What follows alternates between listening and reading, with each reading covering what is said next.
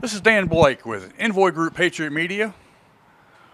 We're in Caroline County at the Doswell Meadow Event Park.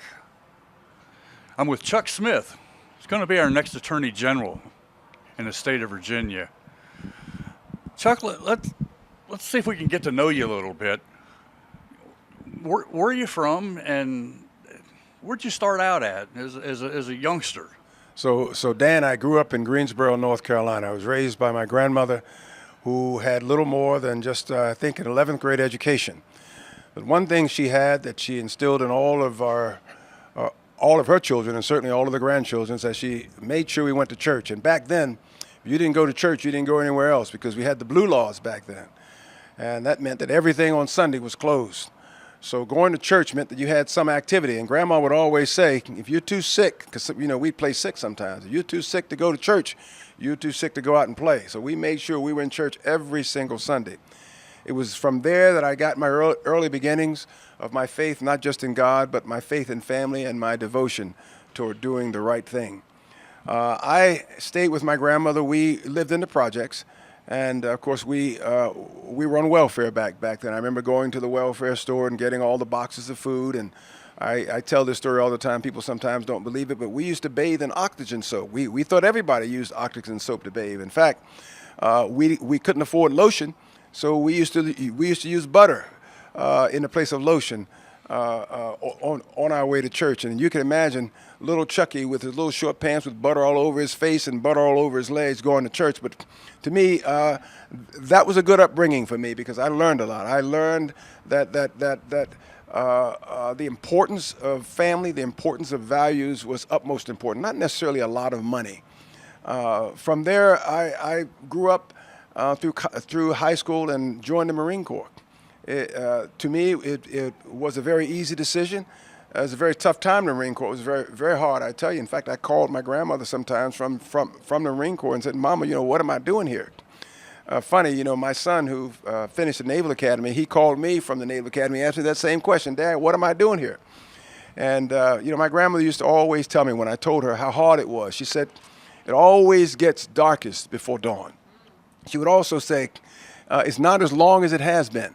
Sayings like that. And she would have a lot of great sayings just to guide me along the way. It was from those days in the Marine Corps that we learned the importance of our patriotism to this country. A lot of people didn't go in the Marine Corps back then. I remember Cassius Clay, he went to prison, God rest his soul. Elvis Presley, he was drafted. There are some other people who went to England and other people who got deferments. But I had to enlist in the Marine Corps. That, to me, was what people called unthinkable. That was something that I felt I had to do. From there, I went on to, I got out of the Marine Corps, went on to college. From college, I went to a school that my mother attended, North Carolina Central University out of Durham, North Carolina. And I went straight through for 6 years. I started out my first year. I was elected president of my class. On my 6th year, was spent at North Carolina Central graduating with a JD degree. I remember my first year in law school, I was getting an honorable discharge from the Marine Corps, and right about the same time, I received a commission to the prestigious Navy JAG Corps. And when I graduated from law school, of course, I went to take the bar exam, and after that time, I was in Norfolk, Virginia, where I was a Navy JAG. And I learned a lot being a young ensign as a Navy JAG, and then Lieutenant JG, and then from there I was Lieutenant. I retired from the Navy JAG Corps after 26 years of combined service, my Marine Corps time as well as my Navy time. And I've hung out my own shingle. And I started out in Roanoke, Virginia. I practiced there for 10 years, the Star City of the South. And from there I came back to Norfolk, where I got a law office on the ground level. In fact, my law office has always been on the ground level, either the first or second floor. I'm not on the lofty high towers. I take clients and have taken clients who walk in off the streets. And I've practiced law. I've done a lot of things in my practice of law. I started out practicing just criminal law, and then divorce, and then immigration, and then I took on some other cases. We've wind down a little bit now where we're just doing divorce, criminal, and immigration, but mainly I make sure my clients know who I am. I make sure they know what the law is, and I make sure they know what I intend to do. I never want to go outside of the parameters of the law. I want to always practice legal law, and I always want to at least give them hope that even though they can't afford the lofty lawyers, they can't afford the high prices, they can always come to me, and I'll see if I can find a solution within the law that fits them. And some we've been successful, some we've not been successful, unfortunately. But a lot of people like the idea that they can talk eye to eye to a lawyer that has his feet on the ground. And those, I think, are the things that are important, not just to the practice of law, but I think that's important to someone's soul. That's important to someone's spirit as to who they are as a person. My days in the church, my days in the Marine Corps, my days in the Navy JAG Corps, my days practicing law have always been spent, I believe, as a fighter. I've always fought for the things that I believed in. And sometimes that carried off in some physical fights. Sometimes I remember playing basketball. Some people didn't particularly like the way I fouled them. They wanted to jump on me. Well, I tried to tell them that I had 2 advanced martial arts degrees. I was probably not the person to pick on. But I've always been a fighter in my life. I've always tried to fight for good, fight for right, fight for people. And I think Virginia needs an attorney general that has those characteristics, that comes equipped with the ability to fight for justice, to fight for people, to fight for honor, to fight for values. I say all the time, droopy pants leads to droopy values, droopy principles leads to droopy pride. We need to get this country back to where it should be. Yeah, I'm particularly upset with the current administration, some of the things that they've done. And talking to you earlier, you said you're going to reverse some of those. Yeah. And I can look you in the eye, and you can look me in the eye, and I believe you're going to do that. We need to get us back to our Constitution. I say all the time, we get back to the Constitution, we have no problems. Yep. The Constitution is there for a reason. It has spanned the test of time. We have a Second Amendment there that should be enforced. The Second Amendment doesn't give the Attorney General the right to pick and choose as to which parts of it he's going to defend. The Second Amendment is there for people to follow it and for it to be enforced. Our wives, our friends, our men, our women ought to be able to carry their weapons with them where they go. We should not have this restriction where people are afraid to leave their homes going in one state to another, whether or not their concealed weapons will be valid.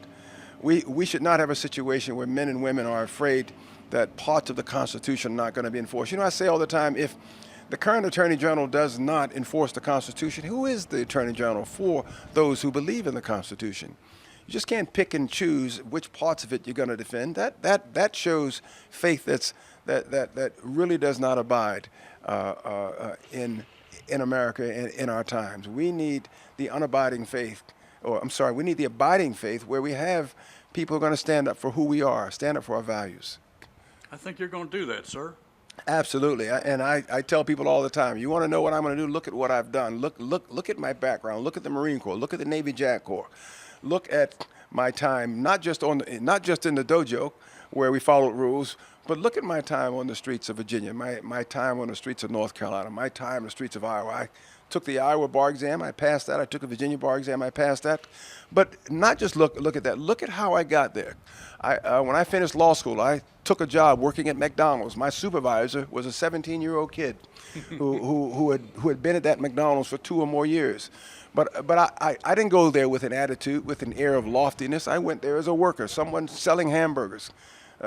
My supervisor sent me out to shovel the snow so the people could get into the drive-in. That's exactly what I did. And I think that's what we need, people. We don't need the high loftiness of the establishment community, the people who believe that they can hand-pick the attorney generals, the corporations who believe that they can just give money to the attorney generals so they can get their way. We need people who come from the community, who come from places where their feet are firmly planted on the ground. We need an attorney general that's going to stand up for Virginia, and that's what I intend to do. So your campaign at this point is grassroots, small donations? All the way. Grassroots, small donations. all the No, way. no big corporate sponsors? No corporate sponsors don't- at all, we- no corporate endorsements. We don't take them. We're here for the people. We're here for the grassroots of Virginia. So I'm not going to have to get you a NASCAR fire suit with all the big corporate names on it. Don't need it, don't want it. We have endorsements. We've not posted a single one. I believe my background is my greatest endorsement. I've often said that anyone who needs an endorsement to embellish their background probably needs an endorsement to embellish their background. I don't need that.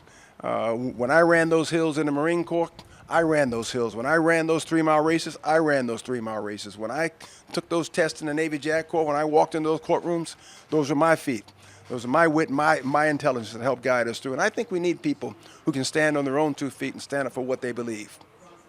I'm with you, sir. All Thank right. you very much. Outstanding. God bless, Dan. God bless, sir. Thanks so much. Keep your powder dry. Absolutely. Yes, sir. Thank Thanks you. so much. All right. Semper Fi. Thanks a lot, folks. Check this guy out. He's the real deal.